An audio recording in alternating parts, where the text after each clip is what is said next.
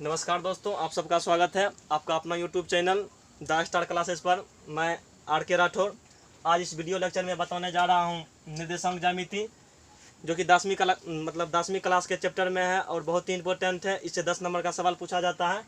तो आज इसका जो है वीडियो लेक्चर का पहला पार्ट है, पार्ट 1 बनाने जा रहा हूँ। पार्ट 1 देखिए, निर्देशांक ज्यामिति जो होता है इसमें बिंदुओं के बारे में अध्ययन किया जाता है और कोई भी बिंदु जो होता है, बिंदु का निर्देशांक होता है वो 2 अंक में लिया जाता है। और उससे पहले आप समझिएगा कि अक्ष का बात करते हैं तो क्षैतिज अवस्था में जो रहता है, क्षैतिज का मतलब होता है सोया हुआ अवस्था में जो अक्ष रहता है उसको बोला जाता है एक्स अक्ष। जैसे मान लीजिए यहाँ कोई अक्ष है, इसको बोलेंगे एक्स अक्ष, इसको बोला जाता है एक्स अक्ष। क्षैतिज अवस्था का मतलब हुआ सोया हुआ, जैसे सड़क सोया हुआ रहता है तो सोया हुआ अवस्था में जो रहता है उसको बोला जाता है एक्स अक्ष। और खड़ा जो रहता है, खड़ा का मतलब उदग्र, खड़ा का मतलब जो उदग्र रहता है तो खड़ा जो रहता है वो होता है अपना वाई अक्ष।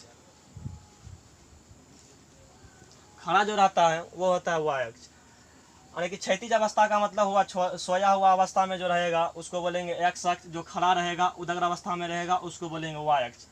ये हुआ एक्स अक्ष और वाई अक्ष दोनों को एक दूसरे पर जहाँ प्रतिच्छेद करता है, मतलब काटता है, वो इस बिंदु को काटता है। तो इस बिंदु को कहता है, इस बिंदु जो होता है इस बिंदु को कहा जाता है मूल बिंदु।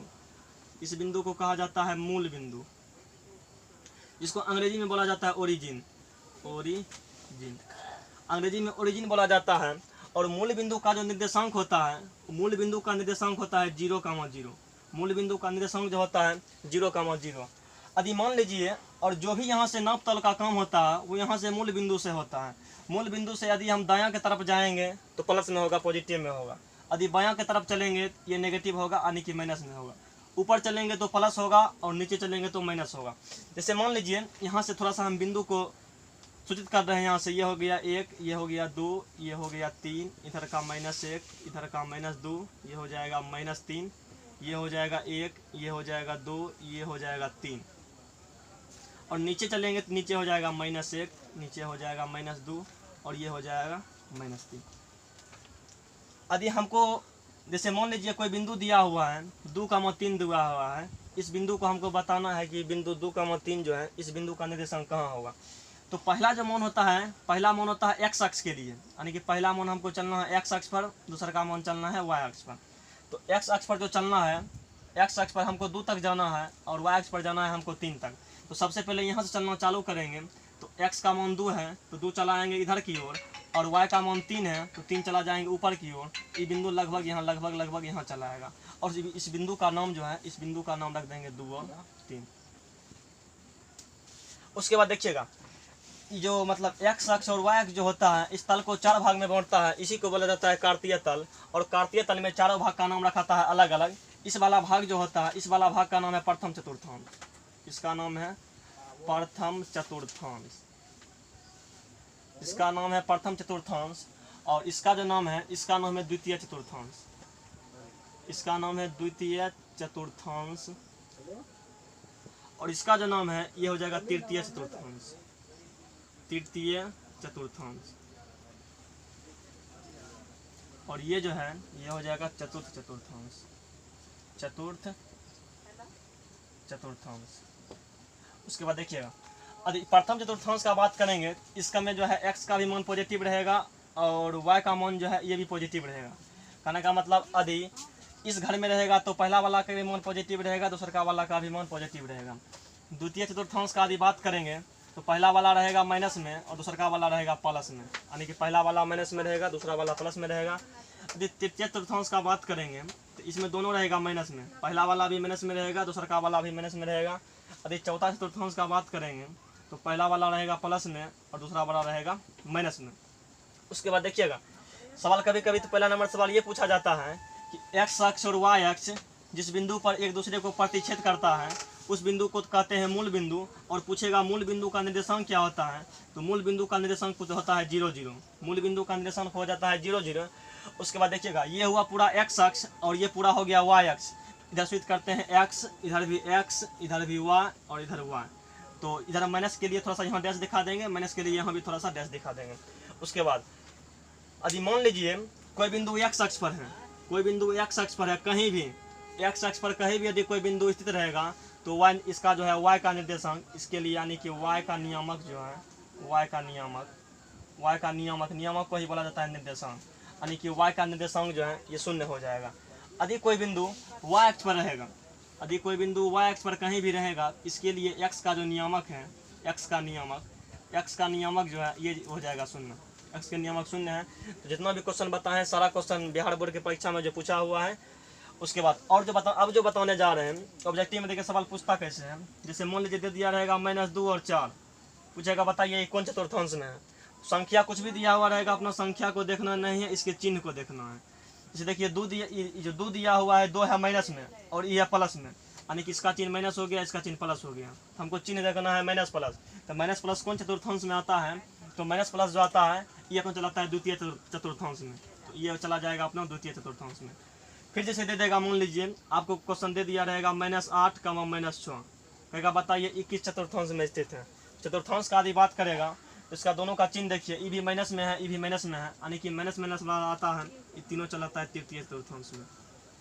फिर कोई बिंदु दे देगा, जैसे मान लीजिए दे दिया है 4, 3, पूछेगा बताइए ये बिंदु कौन चतुर्थांश में स्थित है। तो 3, 4 जो है दोनों का चिन्ह प्लस में है, तो दोनों का मतलब ये बिंदु यदि स्थित रहेगा तो ये रहेगा अपना प्रथम चतुर्थांश में। उसके बाद कुछ और टॉपिक होता है, जैसे है भुज और कोटि। तो थोड़ा सा भुज और कोटि के बारे में बताते हैं। जैसे मान लीजिए ये बिंदु 2 और 3 है, ये बिंदु 2 और 3 दिया हुआ है, तो इस बिंदु से यहाँ का कुछ दूरी होगा और इस बिंदु का यहाँ से कुछ दूरी होगा। कहने का मतलब ये हो गया x अक्ष और ये हो गया y अक्ष, ये हुआ x अक्ष और ये हुआ y अक्ष और ये हुआ कोई बिंदु। तो ये y अक्ष जो ये x अक्ष जो हुआ ये हुआ x अक्ष और ये हुआ कोई बिंदु। तो x अक्ष से किसी बिंदु की दूरी, x अक्ष से किसी बिंदु की दूरी वह कहलाती है कोटि। x अक्ष से किसी बिंदु की दूरी कहेगा क्या कहलाती है, तो वो कहलाता है कोटि। यदि y अक्ष से कोई मतलब y अक्ष से पूछेगा किसी बिंदु की दूरी क्या कहलाती है, ये कहलाएगा भुज। यानी कि x अक्ष से किसी बिंदु की दूरी पूछेगा तो x अक्ष से किसी बिंदु की दूरी ये कहलाएगा कोटि, और पूछेगा y अक्ष से किसी बिंदु की दूरी तो y अक्ष से किसी बिंदु की दूरी ये कहलाएगा भुज। जैसे मान लीजिए यहाँ से यहाँ की दूरी 2 है, तो यहाँ से यहाँ का भी दूरी 2 होगा, यहाँ से यहाँ का भी दूरी 2 होगा, यहाँ से यहाँ का भी दूरी 2 होगा, तो यहाँ से यहाँ का भी दूरी 2 ये हो जाएगा। और जैसे मान लीजिए यहाँ से यहाँ का दूरी 3 है, 3 मात्रक हो चाहे 3 सेंटीमीटर हो, कोई इकाई अपना ले लेंगे। यहाँ से यहाँ का लंबाई मान लीजिए 3 सेंटीमीटर है, चाहे 3 मात्रक है, तो यहाँ से यहाँ का भी लंबाई 3 हो जाएगा। यानी कि यहाँ से यहाँ का लंबाई यदि 2 है तो यहाँ से यहाँ का भी लंबाई 2 होगा। यदि यहाँ से यहाँ का लंबाई 3 है तो यहाँ से यहाँ का भी लंबाई 3 होगा। इससे ये पता चलता है कि पहला वाला मान जो होता है, पहला वाला मान होता है भुज के लिए, और दूसरा वाला मान जो होता है, दूसरा वाला मान होता है कोटि के लिए। सवाल देखिए ऑब्जेक्टिव कैसे पूछा जाता है बिहार बोर्ड में। जैसे आपको कोई बिंदु दे दिया रहेगा, जैसे दे दिया बिंदु -8, बिंदु दे दिया -8, कहेगा बताइए इसमें भुज का मान। तो पहला वाला मान होता है भुज का मान हो जाएगा यही, पहला वाला मान हो जाएगा भुज का। यदि पूछेगा कोटि का मान तो ये हो जाएगा बेचारा कोटि का मान हो जाएगा 6, ये हो जाएगा कोटि का मान। एक एग्जाम्पल और देख लीजिए। जैसे आपको कोई बिंदु दे दिया रहेगा, जैसे आपको कोई बिंदु दे दिया -3 और -4, कहेगा बताइए इसमें कोटि का मान। तो हमको पता है कि पहला वाला मान होता है भुज का, ये हो जाएगा भुज का, और दूसरा वाला मान हो जाएगा कोटि का। पहला वाला मान हो जाएगा भुज का, दूसरा वाला मान हो जाएगा कोटि का। उसके बाद देखिए अगर और मतलब टाइप का सवाल पूछा जाता है, थोड़ा सा अगला टाइप के बारे में चर्चा करेंगे। जैसे मान लीजिए ये हुआ मूल बिंदु, ये हो गया मूल बिंदु, और यहाँ से एक बिंदु यहाँ है, ये बिंदु का नाम दे दिया है P। ये हो गया मूल बिंदु, और यहाँ से कुछ दूरी पर मतलब जो है एक बिंदु P दिया हुआ है, जिसका निर्देशांक मान लीजिए दिया हुआ है x, y। और परीक्षा में पूछता क्या है कि मूल बिंदु से किसी बिंदु की दूरी ज्ञात कीजिए। ये हुआ मूल बिंदु, ये हुआ कोई बिंदु, कहेगा बताइए इतना मतलब मूल बिंदु और ये बिंदु के बीच का दूरी क्या होगा। यदि ऐसा वाला सवाल पूछें कि मूल बिंदु से किसी बिंदु की दूरी यदि निकालने के लिए बात करें तो उसके लिए लगाना है, एक थोड़ा सा याद कर लीजिएगा सूत्र होता है। यानी कि पूछेगा मूल बिंदु से दूरी, उसमें लिख दीजिएगा मूल बिंदु से दूरी। यदि मूल बिंदु से दूरी पूछेगा तो जो बिंदु यहाँ दिया हुआ रहेगा इसका स्क्वायर कर देना है, और जो बिंदु यहाँ दिया हुआ रहेगा इसका स्क्वायर कर देना है, दोनों को आपस में जोड़ देना है, और दोनों के ऊपर जो है मतलब रूट चढ़ा देना है। यानी कि जो बिंदु दिया हुआ रहेगा और उसका पूछेगा मूल बिंदु से दूरी, तो बिंदु का जो पहला निर्देशांक होगा यानी कि पहला मान x का जो होगा उसका स्क्वायर कर देंगे, फिर दूसरा का बिंदु जो होगा उसका स्क्वायर कर देंगे और दोनों को जोड़ देंगे, दोनों के ऊपर रूट चढ़ा देंगे। जैसे एग्जांपल में कहेगा कि मूल बिंदु से, जैसे आपको एग्जांपल में दे दिया रहेगा कि मूल बिंदु से बिंदु 3,4 की दूरी ज्ञात करें। ये बोर्ड परीक्षा में पूछा हुआ सवाल है कि कहेगा मूल बिंदु से बिंदु 3,4 की दूरी ज्ञात करें, यानी कि कहेगा सवाल में कि मूल बिंदु से बिंदु 3,4 की दूरी ज्ञात करें, तो वहाँ निकालेंगे दूरी, यानी कि मूल बिंदु से दूरी, मूल बिंदु से दूरी। तो मूल बिंदु से दूरी निकालने के लिए हम क्या बताए थे कि जो बिंदु दिया हुआ रहेगा उसका पहला वाला मान का स्क्वायर, यानी कि यहाँ कर देंगे 3 का स्क्वायर, फिर कर देंगे 4 का स्क्वायर, दोनों को जोड़ देंगे और दोनों के ऊपर चढ़ा देंगे रूट। तो 3 का स्क्वायर करेंगे तो 3 तिया 9 हो जाएगा, 3 तिया 9 हो जाएगा, और 4 का स्क्वायर करेंगे तो 16 हो जाएगा। जोड़ने के बाद चला आएगा 25, और 25 का वर्गमूल होता है 5, तो इसका आंसर जो है, इसका आंसर चला आएगा 5 मात्रक। और देखिए एक आध दो एग्जाम्पल इस पर और देखते हैं।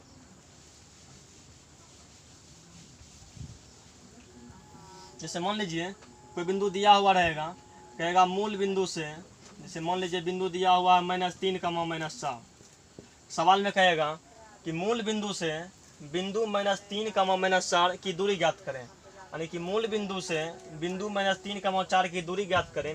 इसमें देखिए दूरी कैसे ज्ञात करेंगे, तो यहाँ लिखेंगे मूल बिंदु से दूरी, मूल बिंदु से दूरी। तो मूल बिंदु से यदि दूरी पूछेगा निकालने के लिए, उसमें करेंगे क्या क्या, मूल बिंदु से यदि दूरी कहेगा निकालने के लिए, इसमें करेंगे क्या, पहला वाला का स्क्वायर कर देंगे, यानी कि पहला वाला -3 है तो -3 का स्क्वायर कर देंगे। उसके बाद दूसरा वाला का मान -4 है, इसका स्क्वायर कर देंगे, दोनों को जोड़ देंगे। तो -3 का स्क्वायर करेंगे, -3 का स्क्वायर का मतलब हुआ -3 गुना -3, तो -3 गुना -3 करेंगे तो माइनस गुना माइनस करेंगे तो प्लस हो जाएगा। थोड़ा सा यहाँ समझ लीजिएगा, कॉन्सेप्ट यहाँ बता देते हैं। माइनस में गुना करेंगे माइनस से तो प्लस हो जाएगा, प्लस में गुना करेंगे प्लस से, ये भी प्लस हो जाएगा। यानी कि एकरंगा रहेगा दोनों पट्टी एकरंगा रहेगा तो प्लस में, दोनों पट्टी एक जैसा रहेगा तो प्लस में चला जाएगा। यदि सेम रहेगा तो, यानी दोनों तरफ सेम रहेगा तो प्लस में, यदि सेम नहीं रहेगा अलग अलग रहेगा तब जाके वैल्यू चलाएगा माइनस में। जैसे रहेगा माइनस गुना प्लस, तो माइनस गुना प्लस करेंगे तो ईमान चला आएगा माइनस में, और माइनस गुना प्लस करेंगे ये भी चला आएगा माइनस में। तो यहाँ ये 3 भी माइनस में है, ये 3 भी माइनस में है, तो माइनस गुना माइनस करेंगे प्लस हो जाएगा। तो यहाँ लिख देंगे 3 तिया 9, और प्लस लिखा नहीं जाता है। तो इसका मान जो है ये भी अपना 3 हो जाएगा, यानी कि 3 का स्क्वायर करेंगे, 3 का स्क्वायर करेंगे तो भी 9 होगा, -3 का स्क्वायर करेंगे तब पर भी 9 हो जाएगा। इसमें भी वही बात है, 4 का स्क्वायर करेंगे तब पर भी 16 आएगा, -4 का स्क्वायर करेंगे तब पर भी 16 आएगा। यदि दोनों को जोड़ेंगे तो ये चला आएगा 16, 9 हो जाएगा 25, 25 का वर्गमूल हो जाएगा 5 मात्रक, यानी कि मूल बिंदु से बिंदु इतना की दूरी जो है वो हो जाएगा 5 मात्रक। उसके बाद देखिए कभी कभी ऐसा भी सवाल दे दिया रहता है, कभी सवाल में क्या पूछा रहता है कि 2 को कोई बिंदु दे दिया रहेगा, 2 को कोई बिंदु दे दिया रहेगा। जैसे मान लीजिए एक कोई बिंदु यहाँ है और एक कोई बिंदु यहाँ है। ये बिंदु का नाम जैसे मान लीजिए ए है, ये बिंदु का नाम मान लीजिए बी है, इसका निर्देशांक है x1, y1, इसका निर्देशांक है x2, y2। ठीक है, सवाल क्या पूछेगा कि बिंदु ए और बिंदु बी को मिलाने वाली रेखाखंड, इसको मिलाने वाली रेखाखंड जो है पूछेगा इसका मध्य बिंदु का निर्देशांक क्या होगा। तो मध्य बिंदु का निर्देशांक यदि कहेगा निकालने के लिए, देखिए मध्य बिंदु का निर्देशांक कैसे निकलता है। मध्य बिंदु का निर्देशांक, यदि मध्य बिंदु का कहेगा निर्देशांक निकालने के लिए, एक्कर वाला पहलुकवा मान और एक्कर वाला पहलुकवा मान, यानी कि यहाँ x1 है यहाँ x2 है, दोनों को जोड़ देंगे, x1 में जोड़ देंगे x2 और बटे में 2 से भाग दे देंगे, थोड़ा कमा का चिन्ह दे देंगे। इसमें जो है y1 में y2 को जोड़ देंगे, y1 में y2 को जोड़ देंगे और 2 से भाग दे देंगे, जो मान आएगा वही निर्देशांक हो जाएगा। एग्जाम्पल देखिए बताते हैं। जैसे सवाल दे दिया रहेगा बिंदु 4,6, बिंदु 4,6, बिंदु 4,6 और 6,4। सवाल सुनिएगा, सवाल हम बोल देते हैं। सवाल दिया हुआ रहेगा इसे, बिंदु 4,6 और 6,4 को मिलाने वाली रेखाखंड का मतलब मिलाने वाली रेखाखंड के मध्य बिंदु का निर्देशांक ज्ञात करें। यानी कि एक बिंदु दिया हुआ है जिसका निर्देशांक 4 और 6 है, और एक बिंदु और दिया हुआ है जिसका निर्देशांक 6 और 4 है। कहेगा इन दोनों बिंदु को मिलाने वाली रेखाखंड जो होगा उसका मध्य बिंदु का निर्देशांक क्या होगा। तो देखिए कैसे निकालते हैं। जैसे मान लीजिए यहाँ कोई बिंदु दिया हुआ है, एक बिंदु यहाँ दिया हुआ है, यहाँ जो बिंदु दिया हुआ है इसका नाम कुछ मान लेते हैं। जैसे मान लीजिए इसका नाम ए है, इसका नाम बी है। तो पहला वाला मान जो होगा वो पहला बिंदु के लिए होगा, तो पहला वाला मान हो जाएगा 4,6, ये हो जाएगा 4,6। दूसरा वाला बिंदु है तो हो जाएगा 4,6।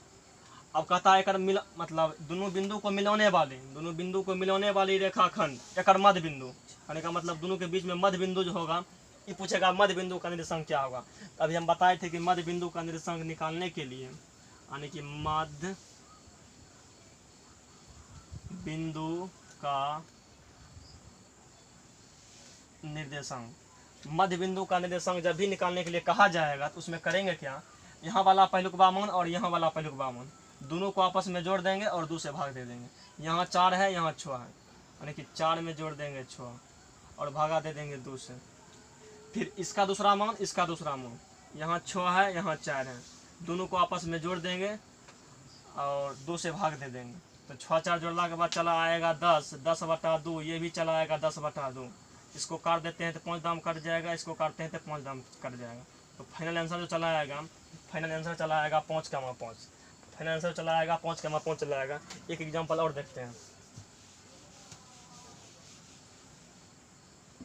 जिसे मान लीजिए कि दिया हुआ है, जैसे मान लीजिए दिया हुआ है बिंदु 5,4, बिंदु 5,4, बिंदु 5,4 तथा बिंदु 5,4 तथा बिंदु 7,4, बिंदु -5,4 तथा बिंदु 7,4 को मिलाने वाली रेखाखंड के मध्य बिंदु का निर्देशांक पूछेगा।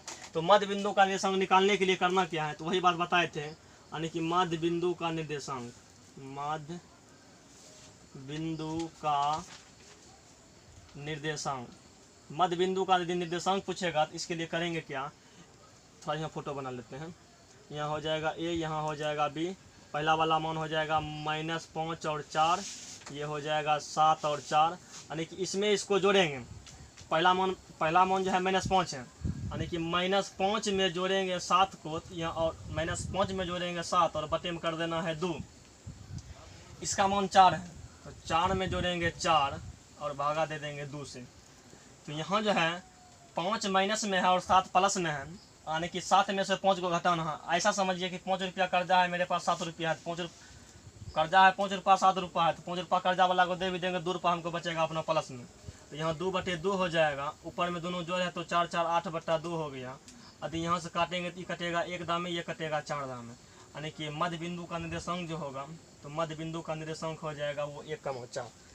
देखिए अब बताते हैं अगला टाइप का सवाल क्या पूछा जाता है। अभी मैंने 3 4 टाइप का सवाल बताया है, एक टाइप का और बताता हूँ जो कि बोर्ड परीक्षा में हर साल पूछा जाता है, और परीक्षा में जो भी पूछेगा इसी से पूछेगा, इससे बाहर परीक्षा में आज तक नहीं पूछा है और नहीं पूछेगा। देखिए अगला टाइप का सवाल क्या कहता है, अगला टाइप के सवाल में क्या कहेगा कि आपको जो है मतलब कोई त्रिभुज है,